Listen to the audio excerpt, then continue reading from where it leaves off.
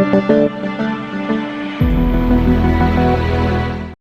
الله الرحمن الرحيم waxaan doonayaa inaan caawa halkan aan kala hadlo shacabka Soomaaliyeed meel kasta oo ay joogaan oo runtii walaac xoogan ka qaba xaaladaha taagan iyo mustaqbalka dalka sida aan marar badan aan u cadeynay waxaan diyaar u nahay in dalku doorasho ay ka dhacdo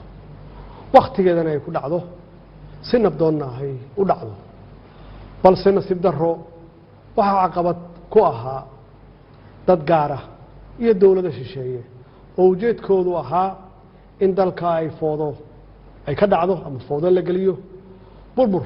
iyo kala qaybsanaan dib loogu celiyo si uu u dhaco firaaq dastuuri ah annagu ka dawlad ahaan markasta waxaan diyaar u nahay ama aan u ahayn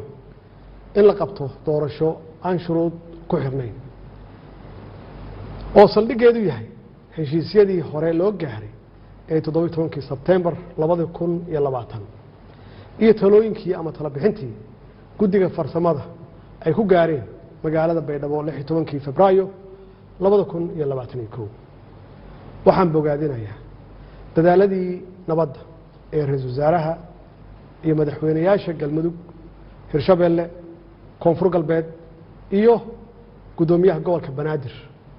anigoo soo dhaweynaya baqyadii ay ka soo saareen arrimaha doorashooyinka haddaba si loo suurtageliyo qabashada doorasho ku salaysan heshiisyadaas aan soo xusnay waxaan ugu horeyn aan ugu baaqayaa dhammaan dhinacyada Soomaaliyeed in la joojiyo wax kasta oo dalka u horseedi kara xasilooni darro oo ay ka mid tahay siyaasadeynta arrimaha ciidamada kala qaybinta bulshada iyo burburinta hantida dadweynaha shacabka Soomaaliyeed ee sharafta leh waxa maragma doonta ah in aan mar walba ayna garab taagnaayeen walina ay garab taagan yihiin ama ay garab taagan yihiin dawladnimada Soomaaliya waxaad muujiseen dulqaad waxaad muujiseen bisayl iyo dal jacayl waxa markii la doortay aad u soo baxdeen ama aad ka soo baxdeen guriyihiina si aad guushaas taariikhiga ah aad u garab istaagtaan ama aad qayb uga noqotaan waxaad mudan tihiin in dawladdiinu ay sii xoojiso dareenkiina wadannimo ee aad muujiseen run ahaantii marnaba dhici mayso in shacabka Soomaaliyeed loo horseedo burbur iyo qax hor leh sidaas darteed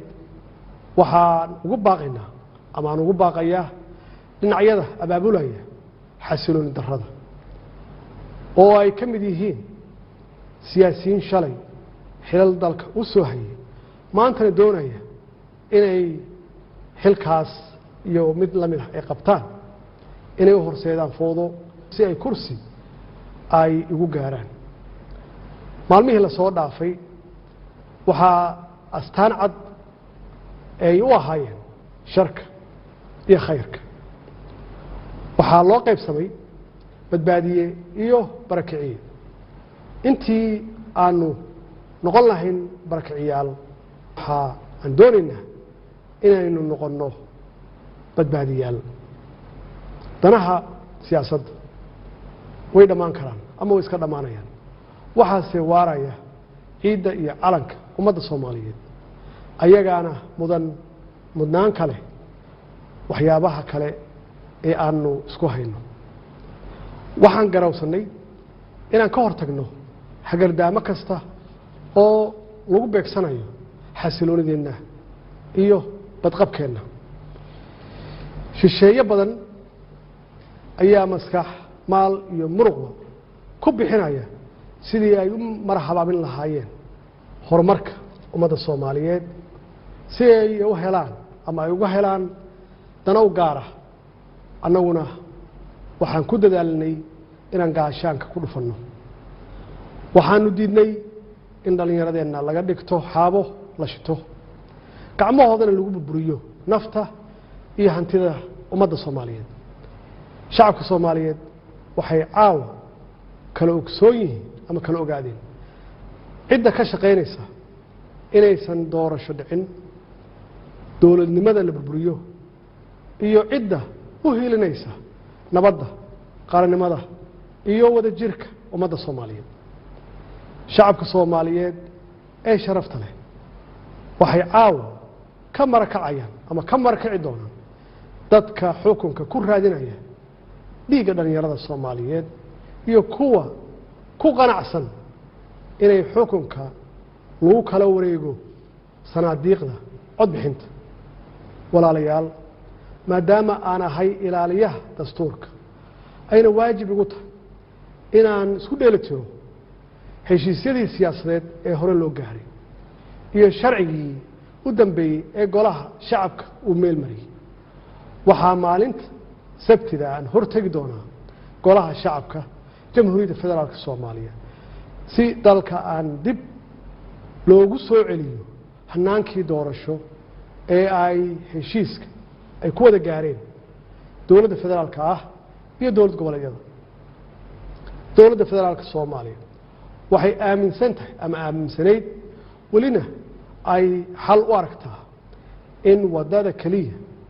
ee furan ay tahay midda wada hadalka isqancinta isu tanaasulka iyo in lagu soo laabto miiska wada hadalka iyadoo la dhameystirayo heshiiskii 17 Sebtembar iyo talabixintii guddiga farsamo ee Beedhabo ee Febraayo 16 2021 waxaan dhammaan saxiixayaasha heshiiskii 17 Sebtembar aan ugu baaqaya